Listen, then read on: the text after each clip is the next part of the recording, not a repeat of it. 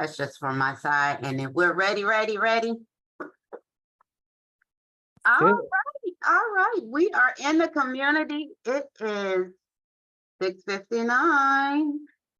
And you know that I like to start on time. So as soon as the clock hits 7 o'clock, which should happen in 1 second, we are going to get started with none other than the master, Dr.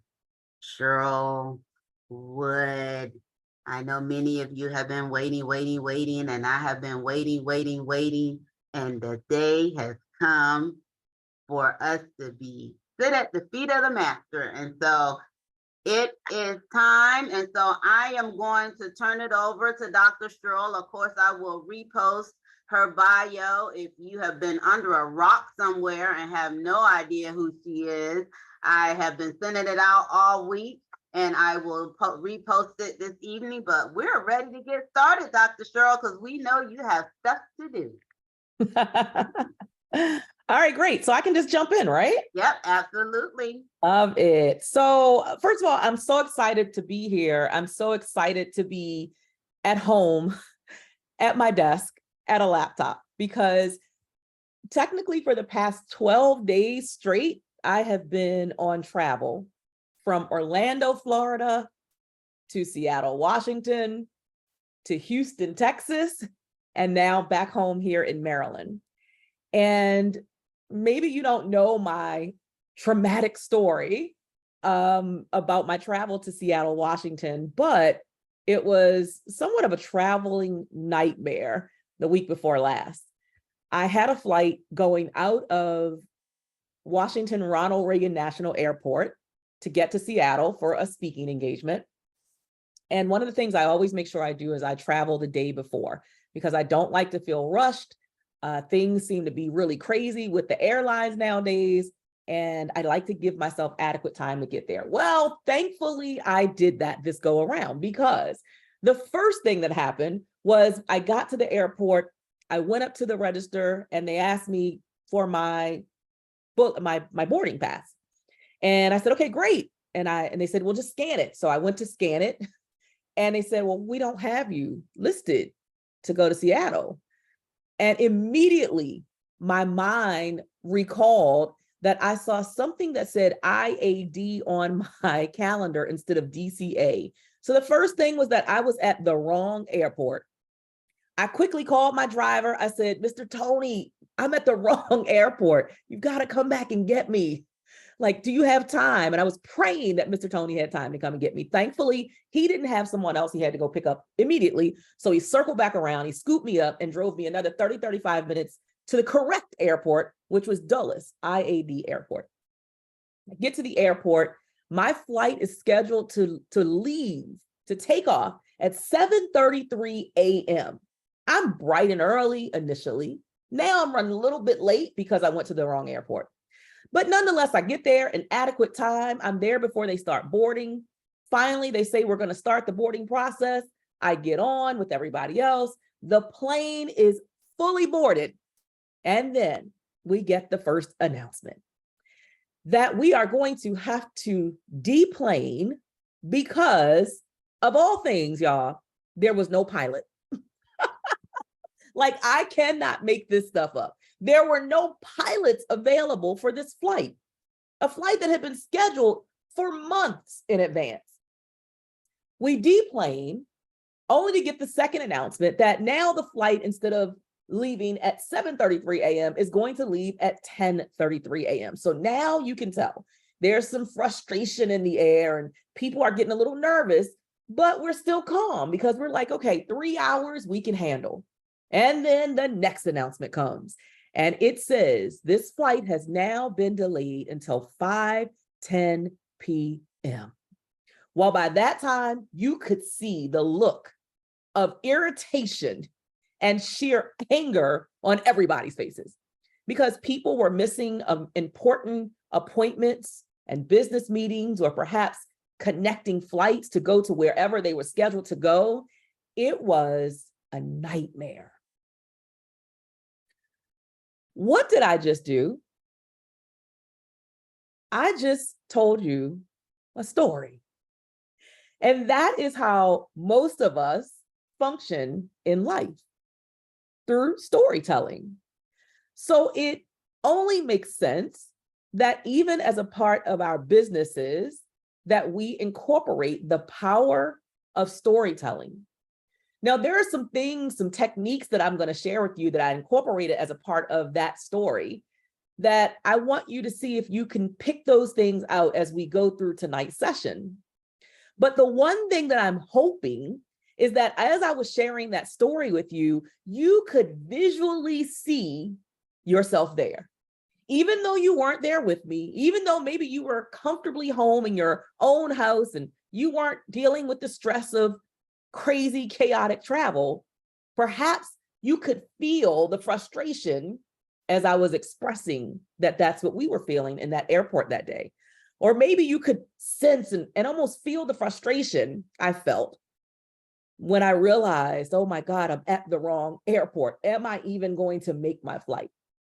Or maybe you could feel the sense of angst as I was sharing with you that people were worried about missing their connecting flight to wherever their final destination was.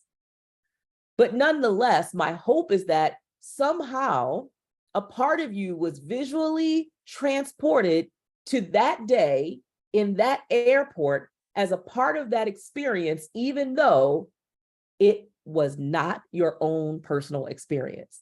That's the power of sharing a story when you incorporate certain techniques. The value of stories is so profound that sometimes we diminish the value of it. But if you really think about it, stories have the ability to allow people to quickly and easily process and store information that otherwise they might not remember. In fact, I want you to write this in your notes, if you're taking notes, which I hope you are, that people will remember and repeat stories, not bullet points. So it doesn't matter what you're sharing, what the area of expertise is, what information you're giving, what stats, figures, data that you're sharing. Stories will always drive the point home more profound than anything else you can share, and it will be memorable. And because stories are memorable, they have the power to impact people's future actions and decisions. Like that's how profound stories are, and that's what you're sitting on. What else makes stories so valuable? Well, stories have the ability to capture people's attention right away. Most days, at the end of a day, if someone asks you or you ask someone, so how was your day today? And they have time to do more than just say, oh, it was fine. They typically will go right into a story. If I ask my husband how was his day at work, he instantly is going to go into a story about something that happened on the job. I can't believe that today we were inundated. Ooh, I mean, that phone, it rang back to back to back. I couldn't even get a breather. In fact, I didn't even get to eat dinner last night because the phones were ringing off the hook. It's always a story.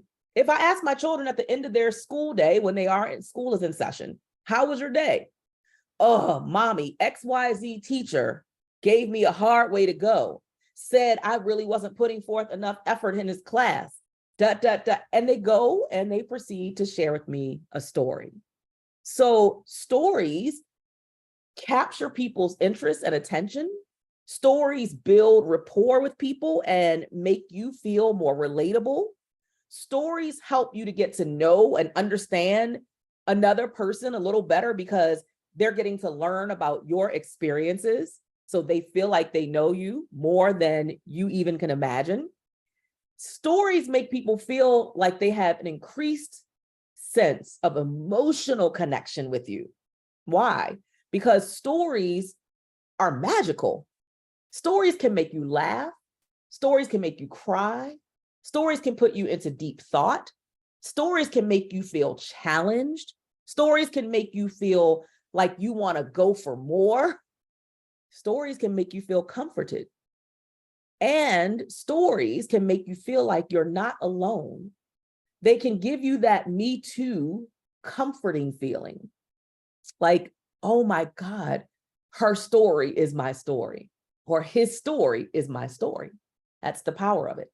So the question becomes, once we know the power, the impact, the value of sharing stories whenever we're on stage, which, by the way, let me pause for a moment and just clarify that whenever we're talking about delivering your story from stage, we don't just mean a live in-person stage. We don't just mean a big conference room and there are hundreds or thousands of attendees listening to you share your story.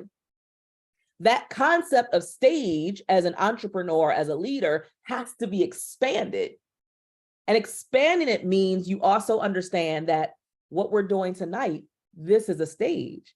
It's just a virtual stage. When you are in a small room and maybe you're hosting an intimate boot camp event, or you're doing a lunch and learn, or some type of business brunch, or even if you've taken a group of amazing ladies or gentlemen away to a retreat and you're going to be sharing your message and your story, all of those are considered to be a stage. So everything that we're going to share is going to be applicable across the board, regardless of what platform you're speaking on, what stage you're speaking on. Even when you turn your camera on and you are recording a pre-recorded session, something digital, maybe a digital training, or you turn your camera on and you do a Facebook Live or an Instagram Live, or you record a video, all of it is a stage, because it is you sharing a vital message and your story with a willing listening audience. So every time you're speaking, you always want to incorporate these techniques so that you're making the most profound impact on the listener as possible. We've all heard that expression, you're only as good as your last performance. It's the same way with storytelling. You're only as good as your last story. So every presentation needs to incorporate your story. Now, what makes a good, let's scratch the word good. What makes a dynamic storyteller?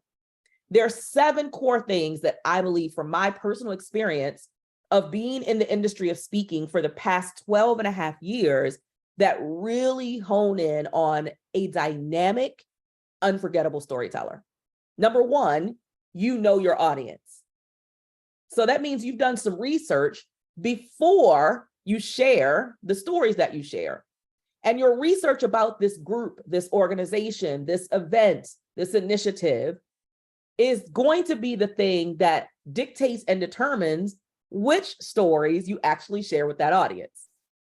So it is not a one size fits all. Your stories are not a one size fits all.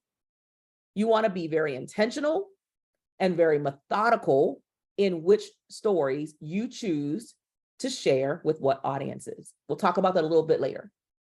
Number 2, the most dynamic storytellers think about the goal of the story before they share the story.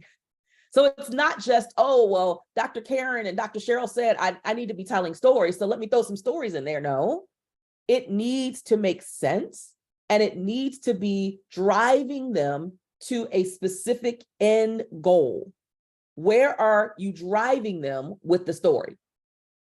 Number 3, an amazing storyteller knows how to choose the right time and the right place to insert the story during their presentation. And it doesn't matter if you have 5 minutes on stage, 10 minutes, 30 minutes, 15 minutes, or 60 minutes. Stories must be a part of it, but they have to be inserted at the right place.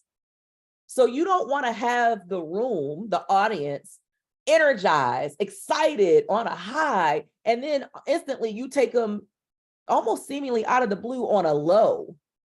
And you don't want to keep them on the low. You've got to bring them back up out of a valley if you're sharing a valley, if you're sharing something difficult or traumatic that you experience. You don't want to leave them there. So that means you have to incorporate enough time to bring them out of the story if you are sharing a traumatic story. That means you have to select where you're going to place that story. Number 4, the most amazing storytellers, they are clear and they are concise with their stories. Clear, concise, and let me add to that, direct. So it's not this long, drawn out story where the audience is thinking, is she ever going to get to the point? Like, how many of you have ever watched a movie and by the first 30 minutes, you're just like, you checked out? I'm raising my hand because I've had that happen where I'm in the movie theater and I'm looking at the movie and I'm just like, okay, why am I here? Like, this story is never going to get its legs. It's never going to get to the point. And if you're not cognizant of it, your storytelling can become a source of frustration to the audience. They want you to tell them what happened. And you've got to get to the point. So that means you need to be clear, you need to be concise, you need to be direct. And as we say in the speaker world, you want to simply you want to share the meat and cut away the fat. All right. You want to only leave the meat. You want to trim away or cut away the fat. And the fat or the fatty parts of the story are the parts that don't have to be a part of the story for you to make the point. Number 5, if you're going to be an amazing storyteller, you have to be vulnerable. That means whatever your message is, I promise you there's a mess in it. In fact, the first 4 letters of the word message is mess. So you've got to be willing to be vulnerable and peel back the layers of who you are. And don't just try to share the successful parts of you and your story and your journey, but also share the messy parts. Because again, that goes back to the power of stories, being able to make an emotional connection with people. And people will feel more emotionally connected to you when you are willing to say, I'm not perfect. My journey hasn't been perfect. I haven't always known this thing. I haven't always known this path. I haven't always known how to do this. I fell flat on my face 15 times before I got it right. There is a deeper connection that happens when you're willing to not get on any platform and pretend that you are perfect. So be vulnerable. Share the messy parts. I always like to say your story really is the connection with the audience. And then your success is the credibility with the audience. But you can't have one without the other.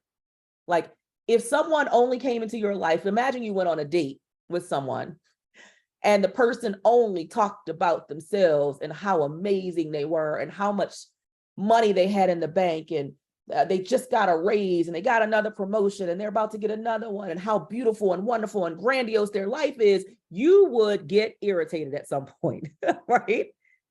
Because it doesn't seem realistic. In the real world, all of us experience some level of difficulty, challenges, setbacks, roadblocks that we have to press through. So in order for you to be relatable, you've got to be willing to be vulnerable and share that. Number 6, the best storytellers practice the story. You don't wait until you're on the stage or on the platform and now you're hoping that the story comes out well. You're hoping that, you put the right parts at the right time, that you tell the right pieces, that you've cut away the right fat. No, you do that before you ever come to the stage. You practice, practice, practice, and then practice some more. And you do number 7, which is time the story. Timing is everything. The rule of thumb that I share with my high-level clients as a part of my Global Speakers University community is that we keep our stories into a space of 3 to 5 minutes. And typically, if it's going to be 5 minutes, that's normally going to be what we call your signature story.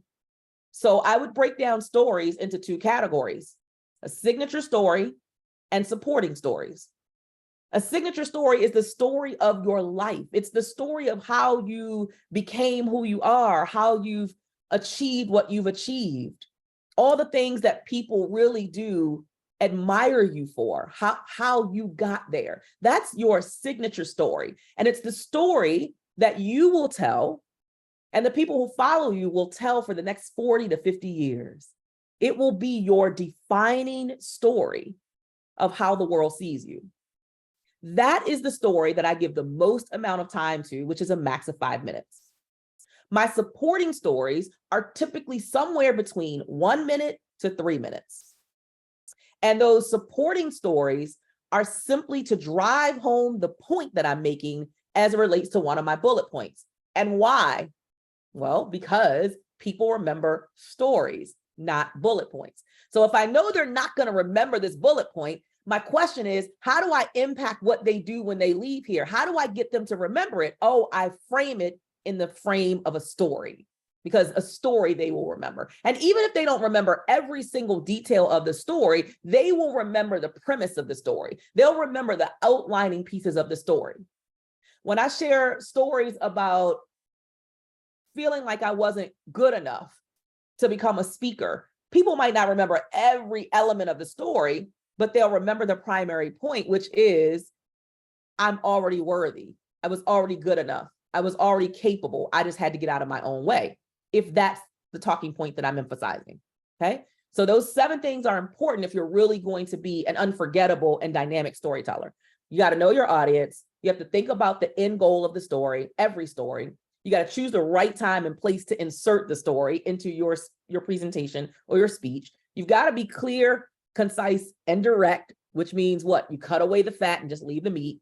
You have to be vulnerable, be willing to share some of your messy parts of you. You got to practice the story well before you get to the stage, and then you've got to time the story.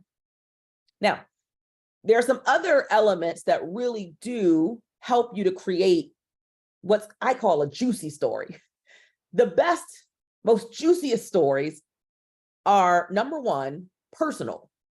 The personal, meaning you're taking this opportunity to share your own epiphanies that you've had in life, what your path to success looked like. What were the obstacles that you faced? What were the failures you experienced? What were the mistakes that you made that you had to get back up from? What were the triumphs that you experienced on the other side of those obstacles and failures? It's really an opportunity for you to paint a picture in the audience's mind of what your own journey has looked like and what it felt like and how it affected you personally. So if you're gonna have a juicy story, the juicy story should be personal. Number 2, the juicy story should have a purpose. Goes right back to our thoughts of making sure that you understand the goal of the story. So what do you want the audience to get out of the story? Which parts of the story are best going to emphasize your core message or the theme of your entire presentation? Which parts can you afford to leave out? Is it a story of triumph over tragedy? Is it a story of rags to riches? Is it a story of a voyage and a journey? Is it a story that's comical and is supposed to evoke humor into the room? You have to be clear about what the purpose and the intention is of every single story. And before I give you the last 2 pieces that will help you to understand what kind of creates the best stories, I want to encourage each and every one of you to do something that I challenge all of my clients to do, which is, y'all get a journal book. If you're anything like me, I was telling some folks the other day, I hate to say it, but I'm addicted to journals, to journal books. It's like, hold on, I'm gonna show y'all how many I have on here. Here's another one. I love the ones that have like really words, empowered women, empower women. I have some really juicy ones around, but anyway, but just get one. Okay, let's just start one. Get you one journal book that is only for stories. You're going to call it your journal book of stories. That's what it's going to be called. And you are not going to give yourself permission to write anything in that journal book except stories. Because the more stories you have to pull on, the juicier your content becomes. And now you're never scrounging for stories. You're never like feeling like you're bashing your head against the wall trying to find a story to make it fit into a talking point. Instead, you have a book, a journal of stories, and you can flip through that book and take your time and it doesn't have to be done in any order. It doesn't have to be, oh, I have to go back 20 years and start from. No, you can write in your stories in any order that you see fit. And you can just flip through those pages and say, oh my goodness, I forgot about this story. How many of you have ever forgotten about something that happened in your life or forgot about the details, or you let yourself forget about it because you didn't want to remember that story because maybe it was traumatic, maybe it was challenging. But all of us have stories. I mean, you could probably fill a whole journal with your stories. And not only do you have stories from your past, but you have stories that are happening every single day. And the stories don't have to only be your story. It could be a story that impacted you in a powerful way. Meaning, maybe it's a story of something that someone very close to you experienced, or a relative experienced. Or, for example, I have a twin sister, a biological twin sister. My twin sister and I, Cheryl, we're thick as thieves, super, super close. And in August of 2020, our lives changed forever. I had just wrapped up this amazing 3-day speaker training boot camp with an intimate group of women who had traveled from all across the world. And after 3 days, y'all, I was joyfully exhausted. I went home, I laid across the couch. I thought I was just going to take a quick nap. And when I woke up to the sound of my daughter's voice saying, "Mommy, Aunt Cherie is on the phone." And she was handing me her phone. It wasn't my phone. I didn't know that my sister had been calling me and ringing my phone off the hook, but I was knocked out. So when I answered the phone, I said, "Hey, girl," but I was groggy. I was still a little sleepy, trying to wake up. And I didn't expect what I heard on the opposite end. My sister was sobbing profusely.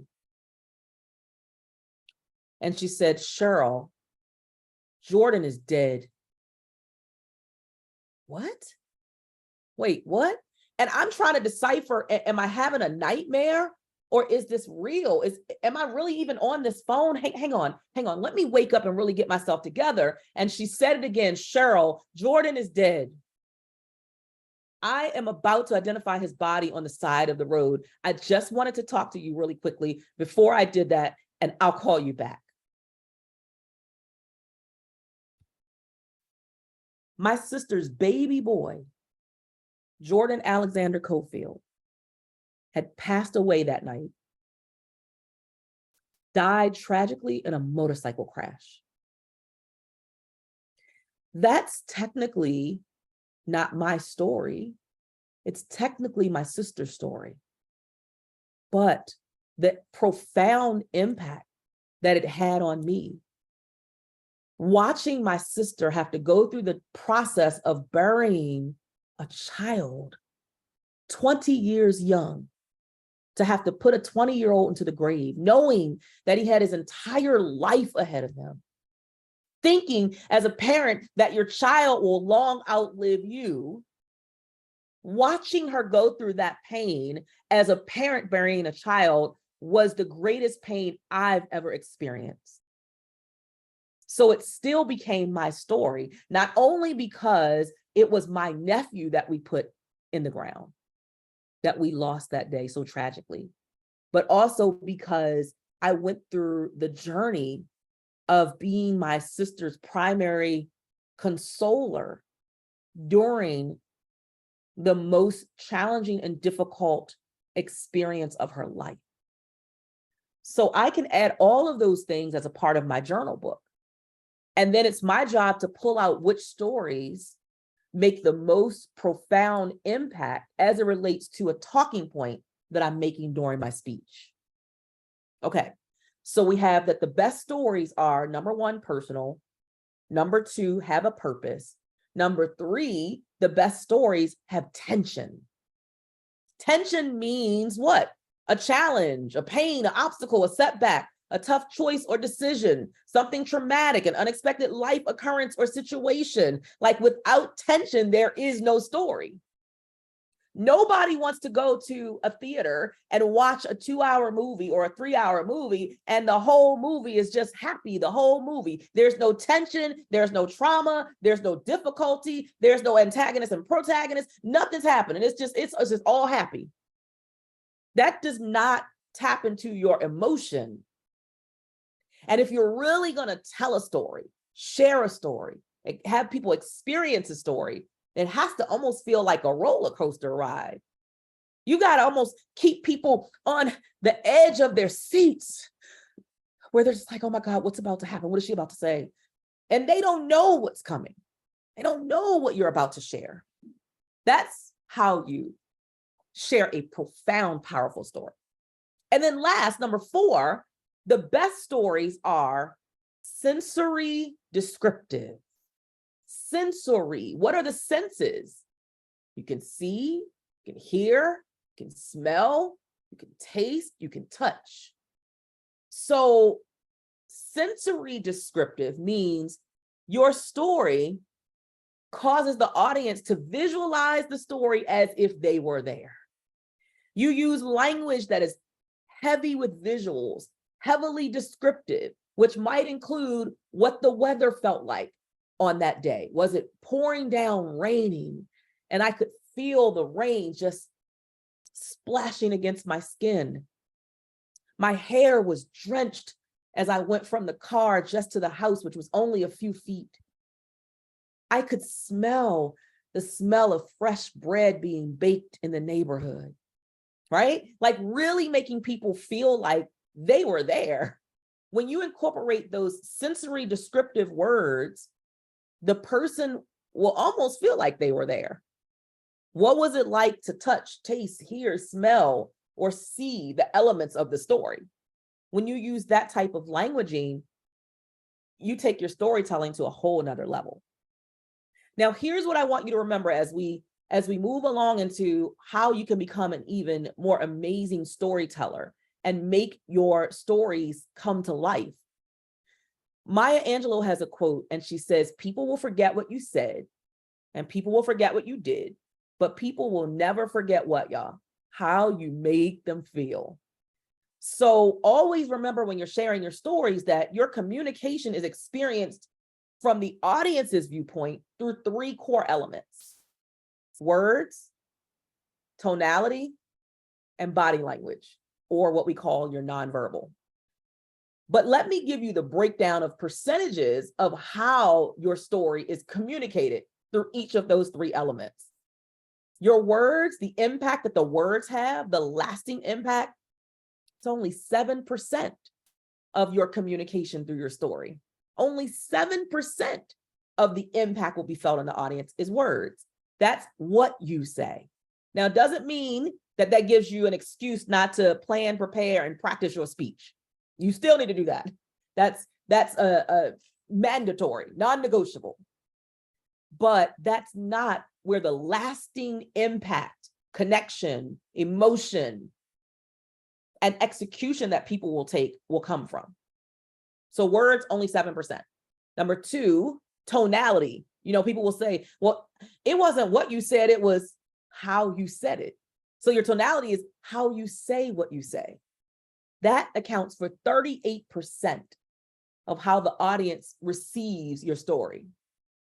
And the greatest percentage, believe it or not, is your body language, your nonverbal.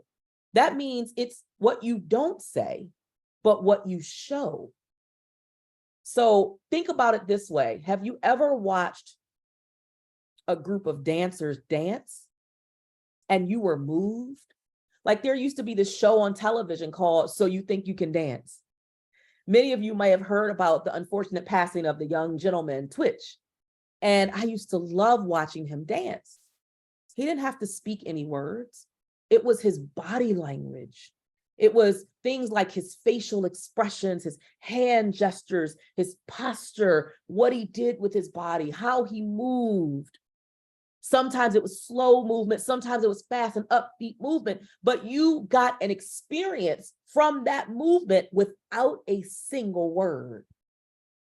Or maybe you've ever watched someone who is a figure skater. They're not speaking words. Everything that you experience from their performance is through movement and body language. It's non-verbal. And you can have an entire emotional experience from body movement without a single word being articulated. The year before last, I took my family to the Kennedy Center here in the Washington, D.C. area to see a performance, a dance performance called Shin Yun. And it's a classical Chinese dance production accompanied by symphony. And I didn't know that there was no speaking, there was no talking, it was all just performance. And the amazing part about it was, even though I'm not Chinese, my family's not Asian, of any Asian descent, the performances moved us to tears. Some of the performances moved us to laughter. And that was without a word being spoken. So nonverbal, body language, facial gestures, hand gestures, eye contact, space, like creating more space or closing in space with your audience can have an impact. Body movement, body posture, touch. Sometimes as a speaker, if you're sharing your story, if you have the ability, you might be able to use the sense of touch. Sometimes when I'm sharing a story and I talk about people really understanding their power and the fact that they can leave their fingerprint on people with their story, I will take just my first pointer finger and I'll just touch people. And I'll go around the room, go around the audience, depending on the size of the room, and I'll just touch their shoulders, and people will stick out their arm like, well, touch me, right? Because they want to get a piece of that energy. They want to feel that energy that's going through the room. And I just go around and I touch. And I don't have to be talking while I'm doing that. I made a point verbally. And now this is the extension of that as a nonverbal body language. And what I say before I start the touch is, that's what people can experience every time you share your story. And if you've ever watched any of those shows on TV, the Law and Orders, or any of those crime shows, if you know, and if you watch closely, there can be fingerprints that stay set in place. And those cops or whoever, investigators, can come back months later and still dust for fingerprints, and the fingerprints still be there. That's the power that every one of us are sitting on, that we can share our story. And even if someone only hears the story one time, it can be like a fingerprint that stays with them for months, maybe even years after they heard the story. So are you willing to share your fingerprint? And then I just go around and I start touching people. That's it. Person after person. I don't have to say a word. And the room is quiet. But everybody is hoping that I will touch them. Like, that's the power you have, even through nonverbal. And then there's something else that's called, I'll add this in, we call it paralanguage, P-A-R-A language, all one word, paralanguage, which just refers to the non-language elements of your story. So the body language is the non-verbal elements of your story. Paralanguage are the non-language elements of your story that include volume, your tone, your pitch, your pace, pauses. All of those drive home the impact of whatever message you're trying to get the audience to take away, whatever emotion you are trying to evoke. And typically, just like right now, if my volume increases, I am typically also going to increase my speed or my pace, the rate at which I'm speaking, because this typically indicates something high energy, something I'm passionate about, something I really want you to feel. And so my volume increases, my tonality shifts, my pace shifts. However, on the opposite end, if I'm sharing a story and I really want you to feel the impact of the emotion I felt in something that was perhaps tragic, not only do I shift my tonality, but I shift my volume, I lower my volume, I slow down my speed and my pace. Everything about what I'm saying now takes on a whole different meaning. So when I'm sharing that story about losing my nephew, my 20-year-old nephew, my tone, my volume, my inflection, my pace, it all has to be in alignment with that story. It doesn't make sense for me to be talking like this and talking about, oh, I lost my nephew, and that there's not a connection. Now, there is a part when I talk about my nephews and I share that story where I do give myself permission to increase my volume, because I want to emphasize to the audience that none of us are promised tomorrow. So maybe I'm in a lower register and a lower volume and a lower tone and a slower pitch and pace when I'm sharing what happened. And I got that phone call from my sister. But as I continue on, I start to share that Jordan had everything going for him. Jordan was a junior at Morgan State University. Jordan was on a full ride scholarship. Jordan had his whole life ahead of him, and he was living his life to the fullest. Jordan was the starting wide receiver of the Morgan State Bears. Do you see the shift in energy, guys? And the reason that I would go from that lower register and lower volume and slower pitch and pace into a higher, faster, different tone, is more energetic tone, is because I don't want to share the story, take people down based on that trauma and leave them there. It has to be a part of your storytelling. If you're going to share traumatic experiences that might make the audience feel emotionally sad, you've got to pull them out of that so that you can move on to whatever your next talking point is. So I can't share the story about Jordan and don't bring them up out of it. And then I just think I'm going to move on to my next bullet point. Like the audience, there's going to be a disconnect. There's going to be a gap with what the audience is experiencing, because I didn't even give them time, space, permission, or a way out of the sadness of the story that I just shared. Does that make sense, everybody? So it's important that you incorporate words, 7%, tonality, 38%, body language, nonverbal, how you show it, 55%, and that you incorporate your nonverbal elements and your non-language elements as a part of every story. Let me wrap up with these 7 final important elements of your storytelling journey, okay? And this is going to serve you very well. So we've talked about the value of stories and storytelling.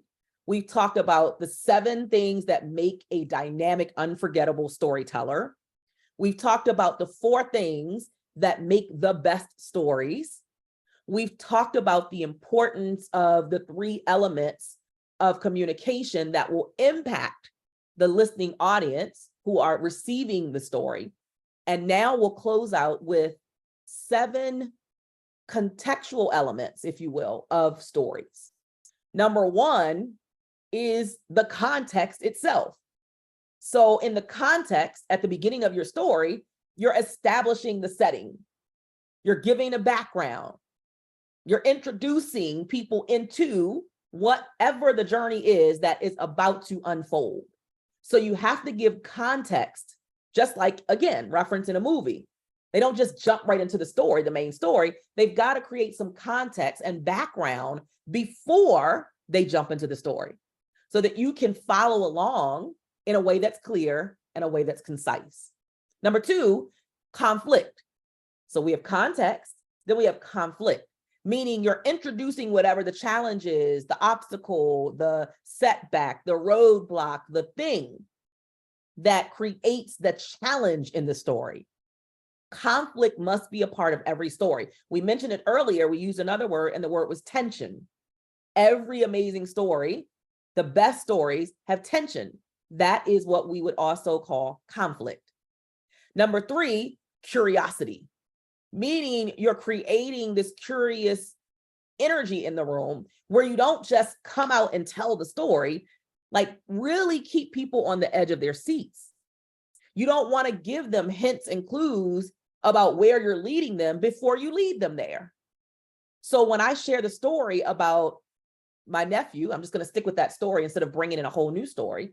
When I share that, first I'm setting the stage, which is the context, but I don't just automatically tell them what happened. I take them through what was happening first. And there's an excitement and an energy because I just finished this amazing 3-day speaker training boot camp and women came from all parts of the world. And then I go through, and then even when I say my daughter woke me up and said, Mommy, Aunt Cherie's on the phone, I don't instantly say, oh, my sister called me and told me that her son died. No, I take you through a journey and leave you curious, hanging on the edge of your seat about what did Aunt Cherie want? Why was Aunt Cherie calling? And then I even later on share with you, how did he pass? But I don't tell you all of that at one point. There's a certain curiosity you've got to keep as a part of the stories. Number 4, you've got to have characters. So when I reference that, you heard me share in the story, I shared his name. Jordan, my nephew, Jordan Alexander Cofield, my sister's baby boy. He was 20 years old. Before I shared that, I said, my sister, my biological twin sister and I, we're thick as thieves. We're super tight. She called me on the phone, right? I'm introducing the characters into play before I actually deliver the story. Number 5, there has to be a climax. Y'all, just like a mountaintop, the climax is the peak of the story. Every great story has to have a peak or a turning point. This is what I would consider to be the most action and intensity of your story. What is the climax of your story? Number 6, last 2, there has to be closure. So you shared the characters, the conflict, what was happening. You shared what perhaps the turning point was, right, as your climax. But now you've got to give the audience some closure. This is when the climax has been reached and the problem has been solved. And then finally, is your conclusion. And that means, okay, everything was resolved, or we dealt with the challenge, the trauma, the obstacle, the situation, the setback. And now the listener not only gets that closure from you that you provided previously before you got to the conclusion, but now you share how things ended for the characters. And you turn it around to the audience. So yes, this story was about me, or yes, this story was about someone that I'm connected to, or a close family member, or a friend, or whatever story you're sharing. But here's the lesson I learned, and here's the value in that for you. So now you turn the story from you, right, me, to we, because they may have never experienced the trauma of losing a nephew, losing a child, or supporting a sibling in having to bury a child at that young age, 20 years old. So everybody is not going to fully understand the pain of your story because they've never experienced it. So then your job is to connect the dots so that even if they've never experienced that pain before, there is some trauma they've been through in their life that they didn't think they were going to be able to make it through. So that would be my connecting story to a talking point that you've got to be willing to be resilient. Let's just say that's the talking point. And I would share that story to say, sometimes life will gut punch us. You'll hear me say that all the time. Life will gut punch you. It will throw things your way that you never even expected that you were going to have to deal with. My sister didn't ever think that she was going to have to bury her son. That was life gut punching her, life testing her, life taking her through a valley. But the question became, did she have the strength and the mental toughness to get back up from that valley, to pick herself back up? Now, here's how I would close that story. So even if you've never experienced the trauma of losing a child, or watching a sibling have to go through the journey of losing a child, and I hope that you never have to experience that type of pain, I promise you there is something in life that has knocked you down or will knock you down. And I want to dare you to be courageous enough, bold enough, strong enough, mentally tough enough to get back up, to make a decision that you would never get knocked down and just stay down. Why? because there are people who are waiting for you and people who are watching you. And your strength will become someone else's strength. Your courage will become someone else's courage. Your tenacity, your drive and your perseverance will become the drive and the tenacity and the perseverance that someone else didn't even think they had, but because you developed it, because you demonstrated it, they will too. So that is what we call delivering your story from the stage in a way that is compelling, it's captivating, it connects with people on a heart-to-heart level, not just a head-to-head level. Anyone can look up some data. Anybody can find some statistics. And I'm not saying those things aren't important, because they are. And if you know anything about Dr. Karen love her stats and her figures and her data. And I love that about her. And that needs to be a part of your presentation. You cannot slack on the content in place of storytelling. There has to be a beautiful marriage between the two. So I hope that you walk away from this session tonight more committed than ever before to really work on your storytelling. It's not something that you have to master overnight. It's not something that you will master overnight. Even for myself, this has been 12 and a half years in the making of being able to become a really powerful storyteller, because I know that is what will stick with people, and it will move people into decisive action to what they want to accomplish even after they hear the speech. So I want to just, as I close out, encourage you guys to stay connected with me. Follow me on social media at Cheryl Empowers. Right now, there's some craziness happening with my Facebook account, which was hacked, which that's just another challenge, right? But we keep it going. But you can connect with me at Cheryl Empowers on LinkedIn. I'm on Instagram. I'm on Twitter. And you can also go to my website directly, which is CherylEmpowers.com. And you can enter in, if you will, your name and your email there, and you're going to get my signature story template, which will help you to start walking through your own signature story. Remember, we said there are two types of stories: signature story and supporting story. But what's that signature story, that life story that you're going to be telling for the next 40 years? And people are going to know you for that story. Start working on that now. You don't have to have it perfectly formulated. You don't have to have all the answers, but y'all, you do have to get started. So go over, enter your name and email so that you can get that template to start working on. And that'll also put you into my VIP community so that everything that I'm working on, you get notified about it. One of the things that we're really prepping for right now is preparation for the 5th annual SpeakerCon conference. And this is the premier annual conference designed for entrepreneurs, leaders, and professionals just like you, who really want to be more intentional in mastering the art of communication. Why? Because everything is related to communication. All of your relationships, your ability to influence other people, your ability to create your legacy, your ability to expand your brand and your brand story, it's all connected to how masterful of a communicator you can become. And that includes, yes, speaking on stages, but it doesn't have to be something that you're terrified of. It can be something that you embrace as just another challenge for you to become the best version of you as you're out here and you're changing lives through your business. So SpeakerCon is happening in the Washington, D.C. metropolitan area, November 1st through 4th. If you go over to speakerconconference.com, speakerconconference.com, tickets are available now. The early bird special is still taking place. I believe it's the end of this month. And we already have a host of people who are already registered. They're excited. Again, we're celebrating year 5. So, you know, we're going to come with some really juicy content, connections, resources, so that you can make the greatest impact that you are destined to make in the world for as long as you have life and breath in your body.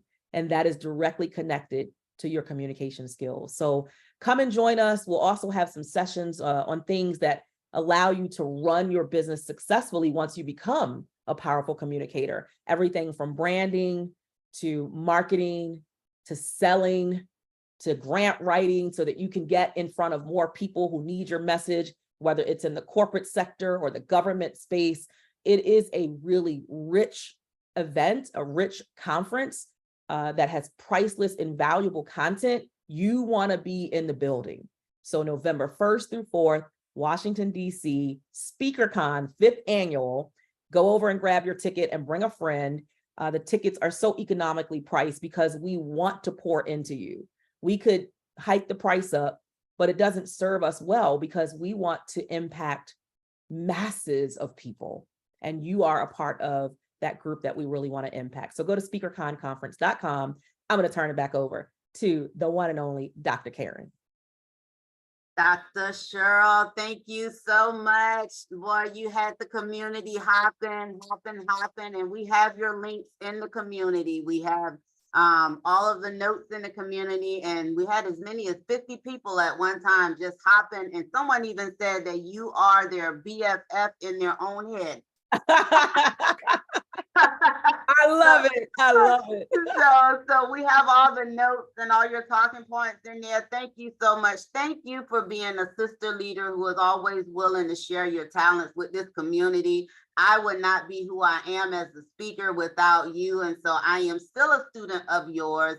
And I love that others will get to benefit from your expertise as I continue to get better. The hopes is that they will come on board and learn from your teaching as well. Thank you so much.